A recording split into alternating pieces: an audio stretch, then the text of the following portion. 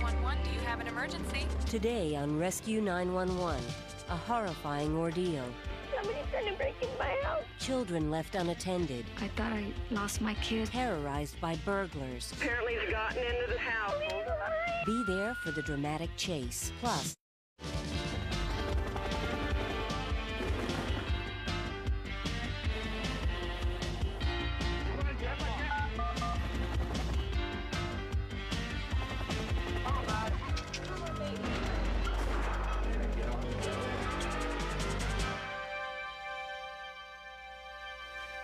we begin on the morning of November 1st, 1990, in Madera, California. On that day, when 11-year-old Katrina Rollis woke up with a sore throat, her parents arranged for her to stay home from school.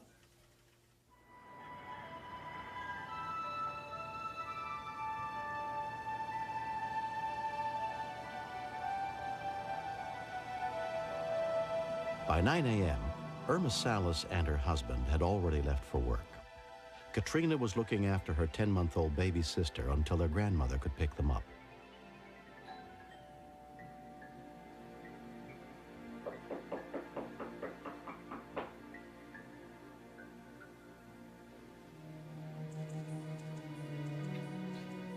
Katrina immediately called her mother at work. Hello, Mom? Yeah? There's somebody at our door and they're knocking and they won't stop. You don't know who it is? And I told Trina, if you don't know who it is, don't answer the door. All right.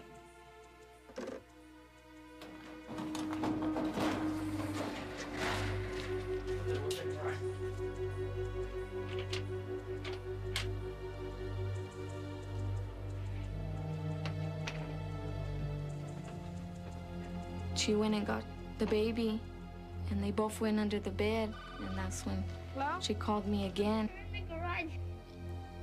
I thought I lost my kids. I thought I wasn't gonna see them again. I just wanted to come home and be there first, but she wanted someone here fast, and that's what she thought of 911. At 9:45 a.m., a call came in to dispatcher Heidi Foley. Is it Katrina Rollis? Somebody's trying to break into my house. What's your address? 434 Street. Are they at the front or the back? They're in the garage trying to open the doorknob. They're in the garage. Okay, stay on the line with me. The okay? thought of this being a child, what's going to happen, it's nerve-wracking, but on the other hand, you know you're not going to be able to help that child or that person unless you can remain calm and get the people there that need to respond to assist her. 47 Madera 2. 47. I need you to respond to a 459 in progress. Okay, and how old are you? I'm 11. 11 years old. I'm sick and I'm taking care of my sister. Okay, so you're 11, and how old's your sister?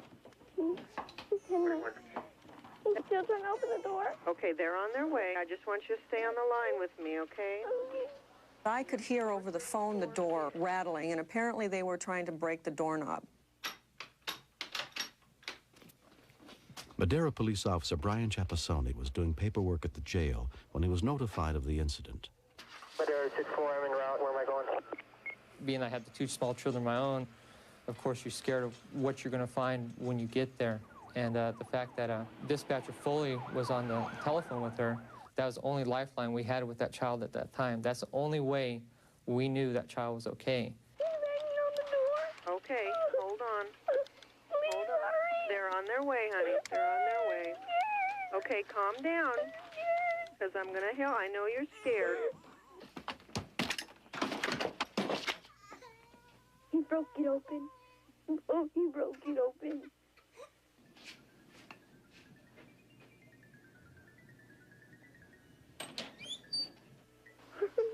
Okay, they're on their way, honey. Are they here? They'll be there in just a minute. Still have the little one on landline, Madera. Affirmative. Apparently he's gotten into the house. She's in one of the bedrooms. I'm trying to get further. Boosted up 64. Hurry. Okay, you got your little sister there with you? Yes. Once the suspects were in the house, then the urgency became intense. What room are you in? Were they actually just burglarizing the house, or were they after these kids? He opened the door. What room are you in, honey? Are you in a bedroom, honey? Katrina? Oh, my God. Help me. When we continue, It took me about 2 minutes to arrive at the scene. I was going upon the assumption that they were most likely armed.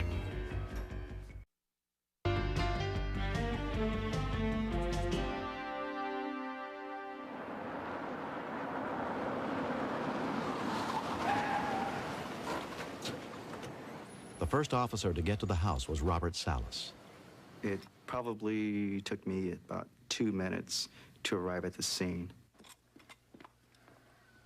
I was going upon the assumption that they were most likely armed.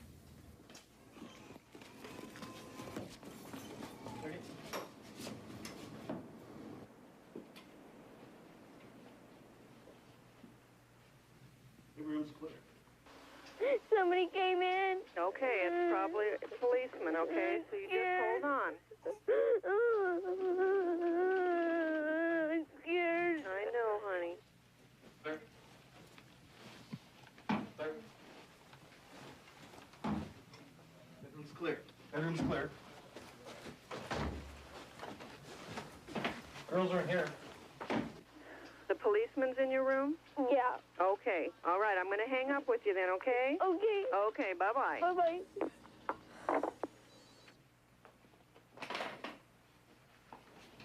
At the point that we'd gotten Katrina and her little sister out of the house, I'm satisfied. If we never catch these other guys, I don't really care. Of course, I do want to catch them, but you got to understand is I'm satisfied with the two girls being okay.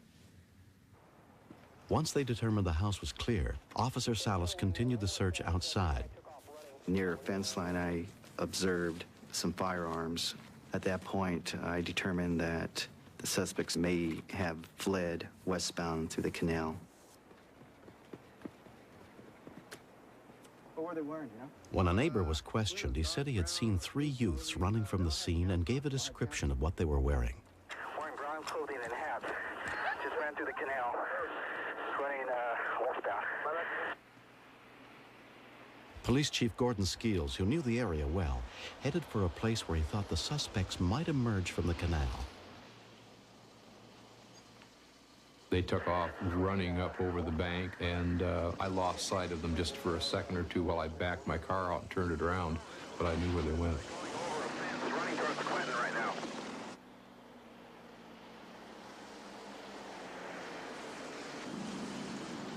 Officer Fabian Benavente then spotted the suspects and tried to keep them in sight. I was driving parallel with them as they were running and jumping over fences and dispatching the traffic to the other officers. So right in the middle of the block, running towards Washington. We felt that these subjects were armed. There was approximately 40 rounds of .357 Magnum ammunition and 38 ammunition found, so everybody in the search had that on their mind. I can see, yeah, I can see Clinton, I can see down to Lily as well. Various ones of us just took up posts around the area trying to establish a perimeter, and Sergeant Jeffries was in charge of the general operation. As other officers arrived, we began to fill in the gaps that we had.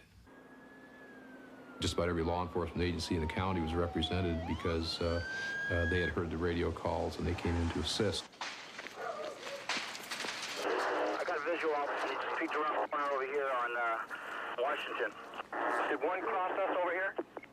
Negative. He peeked around the corner, saw me, and took off back. He's still inside the perimeter. There's so many curious citizens running around here, it's hard to tell who's who.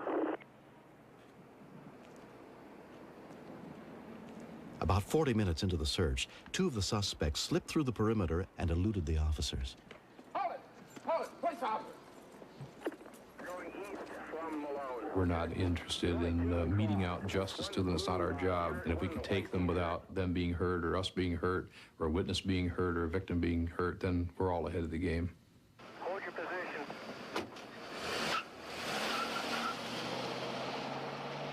City units, I have one suspect in the backyard at 3 Magnolia. He's under a table. A citizen yelled at me and said that a young man with a baseball cap had just run into the backyard. Sheriff's Deputy Patrick Majeski was approaching from the other side of the yard. I knew I was close. I knew he was in there somewhere. Freeze, Sheriff's Department. Put your hands on your head. Crawl on out. Lay down on your stomach. Leave your hands on your head. 45 minutes after the search began, the first suspect was taken into custody. The search for the other two suspects continued. Shortly after Officer Chapisoni joined in, he spotted something. I had what I thought to be the second suspect due to his clothing and his demeanor.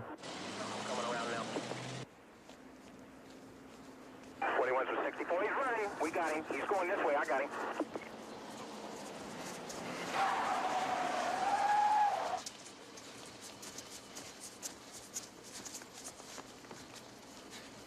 Go down to your knees. Go down. Go down. Go down. He basically threw his hands up and said, I had enough.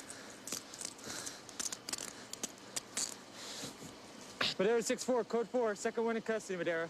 I was quite pleased of what we accomplished that day. Though the third suspect got away, he turned himself in 8 days later. All three youths subsequently pleaded guilty and were sentenced to 60 days in juvenile hall, community service, and restitution. Martin Rollis was thankful that his daughter Katrina knew what to do in an emergency. Whatever they took, that was fine, as long as my kids were all right. And it's just a thing of what could have happened to her. I just felt good just to see him alive. Can I eat now? Katrina wanted to meet the dispatcher. I had a day off the next day, so we went over there. And she said that I had a bright little girl. And I told her, I sure do. Katrina did very well in responding to the questions I needed answered, so that she was instrumental, actually, in helping us apprehend the people that we did. The Madera Police Department gave Katrina an award in recognition of her heroic actions. By apprehending these three individuals, it showed us that they had been the ones that had done numerous burglaries throughout the city and the county area. And as a consequence, it probably saved a lot of other people being victimized by the same group. I'm not scared anymore because it's all over with, and I don't think it'll happen again. But if it does, I know how to use the 911 system.